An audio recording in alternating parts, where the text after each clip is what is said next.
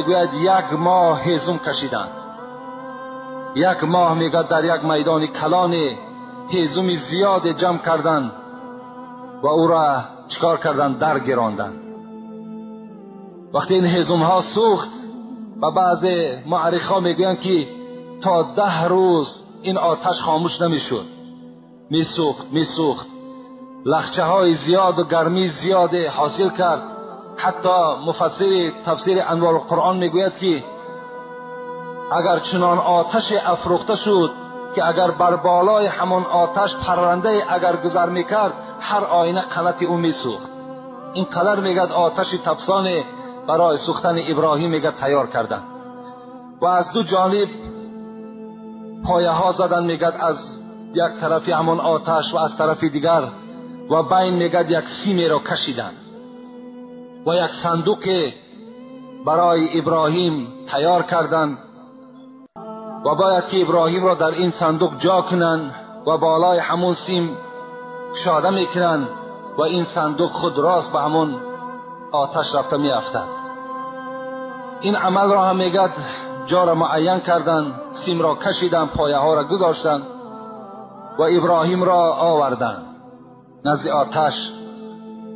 ابراهیم را بدنش را میگه لوچ کردند و دستهای او را زنجیر بستند، گردنهای او را زنجیر پیچ کردند و در داخل همان پیش از آنی که در داخل صندوق جا کنند، نمرود که بسیار ابراهیم میگه قد و شکل خیلی زیبا که داشت و سوی گفت به جان جوانی خود رحم کن. ابراهیم گفت اگر تو به خدا بودن من باور کنی و این خداهای ما را پرستش کنی، هر آینه گفت من از این فرمان دادگی خود پس میگردم. ابراهیم گفت به خود بیا. لیکن ابراهیم میگه وقتی نمرود این سخنها را میگفت ابراهیم چکار میکرد؟ ابراهیم میخندید. ابراهیم خنده میکرد، زیرا این سخنهای بی عقلانه و بی فکرانه نمرود که میشنید در حیرت میافتاد که خدایا این بنده چی قدر گمراهی هست، این از خدای خود چی قدر دور هست، نمیداند قدرت خداوندی را. ابراهیم میگه به سوی همین نمرود چی گفت؟ گفت خداوند هیچگاه زر خالص را نمی سوزاند. و حضرت ابراهیم میگه صداهای میشنید، لا تخاف یا ابراهیم انک انت الاعلی. ابراهیم تو از این جمعیت نمرودی ها نترس که تو بالای این جمعیت غالب میایی. حضرت ابراهیم که یک پشتیبان خیلی مستحکم از بالای سر که داشت دیگر پروای این نمرودی ها نکرد و میگد بالای همون عرابه سوارش کردند و میگد سیم در حرکت در آوردند.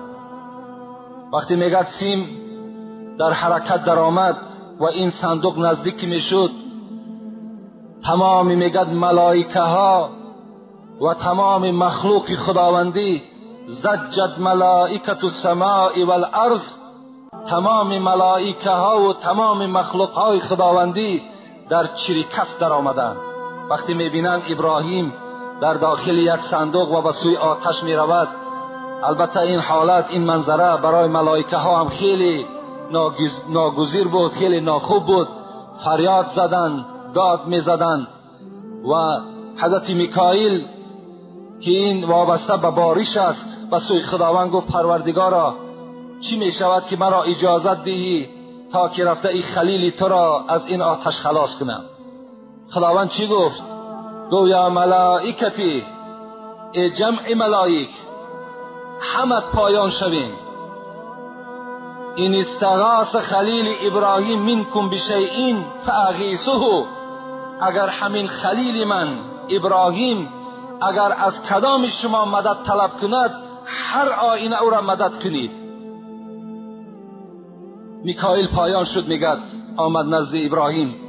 ابراهیم گفت الحال تو به سوی آتش نزدیک شده ایستاده ای، تمام باران در اختیار من است، چی فرمان میدهی؟ خواهی شد هست که الحال ابر را پیدا کنم و چنان بارش را میریزم که حتی این آتش 1 ماه افروختگی اینها همه به خاکستر مبدل میگردند. ابراهیم چی گفتند؟ ابراهیم گفتند نه، گفتند میکائیل گفتند من به تو هیچ حاجتی ندارم، هیچ حاجت ندارم. ابراهیم با این سخن میکائیل را جواب دادند. میکائیل از پیش حضرت ابراهیم رفت، در حال میگد ملائکه شمال پایان شد. ابراهیم رخصت میدهی که الحال شمالی را پیدا کنم به حکم خداوند که تمام این لخچه های علاو در خانه همین نمرودی ها داخل می شود و تو نجات می یابی. ابراهیم باشد چی می گفت؟ نه، می گفت من حاجت به شما ندارم، من از شما مددم طلب نمی کنم. وقتی میگد جبرائیل که این حالت می دید، حضرت جبرائیل که این ملائکه مقرب بود چیکار کرد؟ گفت پروردگارا چی خوب می شود که مرا اجازت دهی شاید که خلیلی تو به من تکیه کنه. وقتی حضرت جبرائیل میگه پایان شد، ابراهیم که جبرائیل می شناخت گو ابراهیم گفت یک لحظه مانده است که تو الحال داخل آتش شوی، خوب می شود که برای من فرمان کن تا که از این آتش، از این عذاب، از این سوختار تو را نجات دهم. حضرت ابراهیم گفتند کیف احتاج الیک یا جبرائیل و انسا الذی ارسلک. جبرائیل گفت چگونه من از تو محتاج به سوی تو شوم، چگونه از تو من یاردم طلب کنم و فراموش کنم آن ذاتی را که تو را فرستاده است، چگونه من او را فراموش کنم؟ حضرت جبرائیل گفتند مادامی که اینم میدانی گو از خدای خود طلب کن که تا که تو را نجات دهد. حضرت ابراهیم چیکار کردند؟ میگه چشمهای همون نرگسی نیخته به سوی آسمان گرداندند و گفتند اللهم انت واحد فی السماء و انا واحد فی الارض اعبدک. پروردگارا گفتند خدایا من میدانم که در آسمان بجز ذاتی تو دیگر هیچ پر اقتدار نیست، آسمان از آن توست و من یگانه در روی زمین هستم که الله میگویم لا اله الا انت سبحانك لك الحمد و لك الملک لا شریک لک.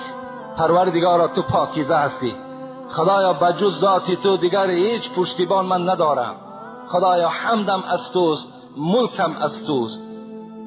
وقتی این سخن میگد گفت حضرت جبرائیل گفتند ابراهیم من به تو فرمان میدهم از خدا طلب کن که تو را نجات دهد. حضرت گفتند که حسبی بحالی و علمه بحالی، آن ذات مرا تماشا دارد، آن ذات مرا دیده ایستاده است، چگونه من سوال کنم از خدایی که الحال وای سخنی مرا میشنود، وای حالتی مرا میبیند. وقتی این مفسرای قرآن میگوید وقتی ابراهیم میگوید با آتش از بالای چقدر بلندی باشد، وقتی که میگد کشاده شد و باید که در آتش افکیده شود، یک پرنده خیلی خورد برابر ابراهیم میگه به آتش می آمد و این پرنده میگد با تمام آن آوازی که داشت صدا میزد، داد میگفت و برابر ابراهیم به سوی آتش نزدیک میشد. خداوند میگد این حال پرنده را دید و همان صفتی رحیمی خداوند کشاده شد و به جبرائیل گفت این پرنده ای که مخلوق من است برای چی خودکشی میکند؟ جبرائیل در حال وی را بدار و از آن پرسان که چرا وی همراه ابراهیم در آتش خودش را میسوزاند. جبرائیل میگه وقتی که نزدیک شد پیک رحمان در حال این پرنده خورده داشت و میگه بالای پری خود و این پرنده میگه به سوی خداوند چی گفت؟ گفت پروردگارا گفت من پرنده هستم که یاردم از دست من به ابراهیم هیچ چیز نمی آید مگر این قدر روا میبینم که همراه این خلیلی تو در آتش بسوزم. میگه این سخن پرنده به خدا خیلی خوش آمد و خداوند گفت ای پرنده، گفت چی خواهش در دل داری؟ گفت فقط خواهش من همین است که تمام آن اسما، تمام آن نامهای را که پروردگارا تو داری بر من تعلیم بده تا که او را من چکار کنم، هر جا که نشینم خواه شب باشد خواه روز باشد وی را بخوانم و محبت مرا در تمام دل مردم جایگیر بگردان. مفسران میگویند، معرخای ما و شما میگویند که این همان بلبل بود، این همان بلبلی هست که امروز هم ما و شما با او محبت داریم و هم از خواندن همون بلبل یعنی ذوق ما و شما می آید، چقدر از خواندن همان بلبل ما و شما را خوش می آید که او چیکار میکند؟ همان نامه های خداوندی را میخوانده است. وقتی ابراهیم شاده شد، خداوند چیکار کرد؟ فرمان داد، از بالا امر شد، قلنا یا نار کونی برد و سلام علی ابراهیم. ای آتش گفت، ابراهیم الحال به سوی تو آمده ایستاده است، کونی بردن و سلام علی ابراهیم، به ابراهیم من، به خلیل من خنک شو و ابراهیم را سلامت در بین خود نگه بدار. این فرمان خداوندی به سوی آتش بود. مفسرای قرآن میگوید از این ندایی که خداوند کرده بود یا نارو، ای آتش ها خاموش شوید، تمام آتش هایی که حتی در خانه ها می سوختن همه خاموش شدند. حضرت ابراهیم میگه در زیر همون آتش زد. چند روز در همون بین حضرت ابراهیم ماندند و همین نمرودی که در اول خواب دیده بود که تخت او را پشقار چپه میکند و تعبیر کرده بودند که کسی میبراید که این سلطنتی تو را چپه میکند، باز خواب دید که ابراهیم در بین همین آتش زنده است و تمام منجمه ها را فیراد کرد و گفت من این چنین خواب دیدم، میخواهم که از همان موضعی که من نظارت میکردم همان موضع مرا برید. وقتی نمرود میگد آمده دید ابراهیم در همون بین آتش سوزان، در اطرافش میگد هر گونه گلها میگد رویده بود و چند درختهای سبز میگد سبزیده بود و حضرت بالای تخت نشستگی و ذکر خدا را میکرد. ابراهیم،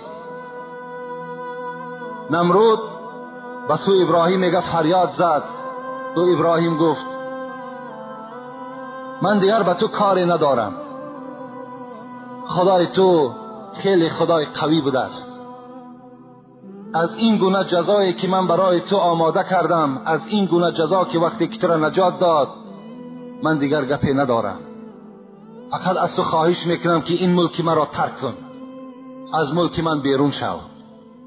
مادامی که فرمان خدا که بود، چیکار کرد؟ حضرت ابراهیم میگه همراه سارا و همراه دادرزاده خود حضرت لوط، مختصرا میگوییم این قوم ترک کرد و به سوی مصر و از آنجا به سوی فلسطین چیکار کردن؟ حضرت حرکت کردن.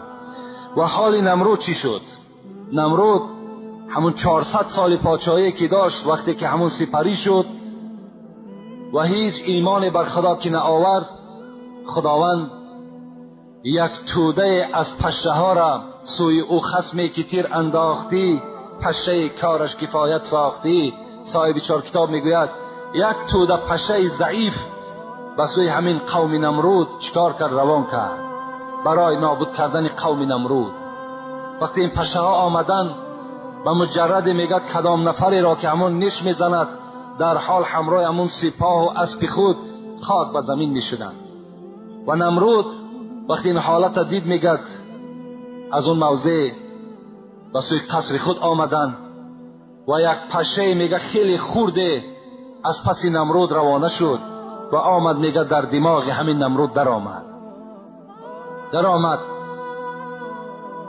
و نش میزد و علاج این همین بود که باید که به یگان چیزی وزنین به سر او زده شود. وقتی چند بار در سر نمرود که میزدند، بعد این پشه آرام میگرفت. و دوست داشته ترین آدم نمرود میگد همون کسی بود که وقتی که به قصر می در آمد، در سر نمرود چند کلتک در سرش میزد تا که همون چکار کرد؟ پشه آرام بگیرد. یعنی این یک عذاب از خداوند به نمرود بود. آهسته آهسته آهسته همین پشه چکار کرد؟ زهر خود به همین نمرود زد و نمرود را از همون بین مردمش، از بین قومش دور ساخت.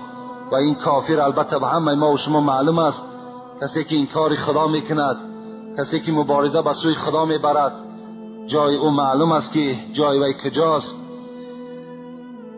و در همینجا قصه با آتش کشیدن حضرت ابراهیم هم البته انجام